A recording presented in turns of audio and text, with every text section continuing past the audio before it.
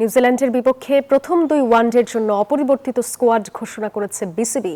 পাকিস্তান সিরিজের অধিনায়ক মিরাজ ও সহ অধিনায়ক শান্তর ওপরই আস্থা রেখেছেন নির্বাচকরা। এই সিরিজেও মাঠের বাইরেই থাকছেন সাকিব আল হাসান। মূলত ওয়ানডে বিশ্বকাপ সামনে রেখে ক্রিকেটারদের দীর্ঘমেয়াদে যাচাই করতেই এমন সিদ্ধান্ত নির্বাচক প্যানেলের। আসন্ন নিউজিল্যান্ড সিরিজকে সামনে রেখে মিরপুরে দল ঘোষণা করেছে হাবিবুল বাশার নেতৃত্বাধীন নির্বাচক প্যানেল। পাকিস্তান সিরিজের পারফরমেন্সে আস্থা রেখে স্কোয়াডে কোনো পরিবর্তন আনেননি তারা।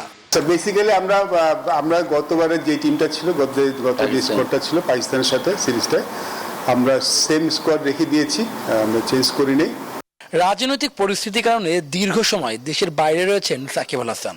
আলোচনায় থাকলেও কিউ সিরিজে ফেরা হচ্ছে না মিস্টার 75-এর। তবে দেশের ক্রিকেটে সবচেয়ে বড় তারকার সাথে নিয়মিত যোগাযোগ রাখছেন প্রধান নির্বাচক। যেহেতু ও যেখানে আছে ওখানে ক্রিকেটে রেগুলার হয় না, মানে আপনি রেগুলার হয় না, সবসময় ট্রেনিং এর পর্যাপ্ত সুযোগ কিন্তু সেখানে নেই। ফিটনেস করা যায়, বাট ক্রিকেটটা আসলে অত রেগুলার হয় না। যদিও ক্রিকেট খেলছে, তো আমি আসলে ওর সাথে এইসব বিষয় নিয়ে বেশি কথা বলেছি। বাকিটা ওর অ্যাভেলেবিলিটি তো পরের বিষয়। লম্বা সময়ের জন্য সুযোগ দেওয়ার কথা বলা হলেও পারফরমেন্সের কারণে বাদ পড়তে হয়েছে নাসুম আহমেদকে। অন্যদিকে স্কোয়াডে থাকলেও একাদশে অনিয়মিত সৌম্য সরকার। দল নির্বাচন ও একাদশের কম্বিনেশন নিয়ে কথা বলেন নির্বাচকরা।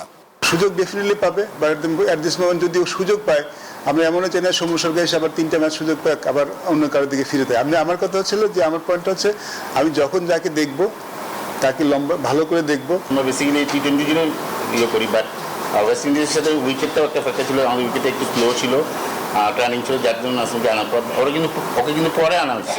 3 ম্যাচের ওয়ানডে সিরিজ খেলতে আগামী 13 এপ্রিল বাংলাদেশে পা রাখবে নিউজিল্যান্ড ক্রিকেট দল। মিরপুর শেরেবাংলা স্টেডিয়ামে সিরিজের প্রথম ওয়ানডে মাঠে গড়াবে 17 April.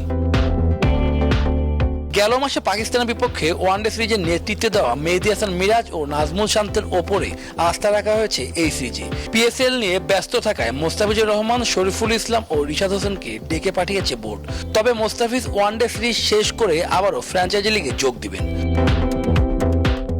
Shubhodeb Nath, news 24, Mirpur Sherebangla stadium, Dhaka.